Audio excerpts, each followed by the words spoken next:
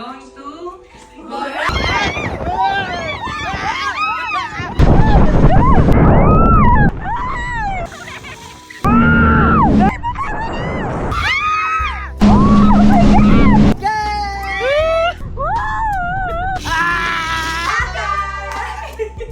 Working pa bago lumaya. Hi guys, this is day 1 out of 4 ng aming Boracay trip. Inantay nga lang namin si Dayan na mag-out dahil 9 AM pa siya. Malapit nga lang pala kami sa Katiklan. 1 to 2 hours lang. December 7 nga pala to. Unfortunately, may bagyo. Bagyong Wilma. Buti pala nag-I-pass kami. 860 lang siya per person. Economy package at round trip na siya. Nakakuha na tayo ng seat number. Tara na. Highly recommended ko ang iPass. Dahil sobrang daming tao doon pero tuloy-tuloy lang kami. Di na kami pumila. Puro QR code na lang. So from Katiklan, nag-boat lang kami at saka itong Ho-Ho bus. Welcome to Boracay, Azalea. Taso. Dito nga pala ako nag-book sa Azalea. Dahil first time namin mag-Boracay, gusto ko yung naka-hotel kami. Yung may high ratings, breakfast buffet, at swimming pool.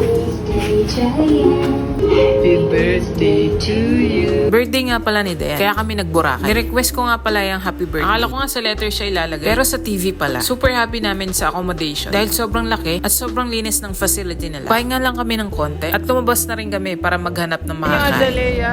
Ito na agad yan, Save More. Nasa station 2 ang Azalea. At sobrang lapit lang namin sa D-Mall.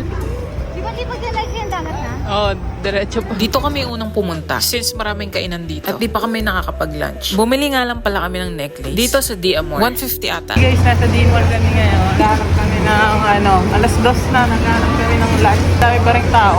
Ito na pala yung famous na daanan from D-Mall. Ay, parang napapanood ko lang to ah.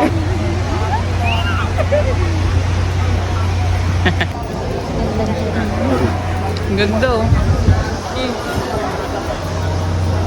Parang nakaano ako sa harina, nakatapak ako sa harina. Bagyong Wilma ngayon, tignan niyo yung yung itim. Cancel yung mga activities namin. Ayun yung choking! Ayun yung choking! Canceled ang water activities that day dahil kay Bagyong Wilma. Nakita ko nga yung Chowking at doon na kami magla-lunch. Ang kulit na.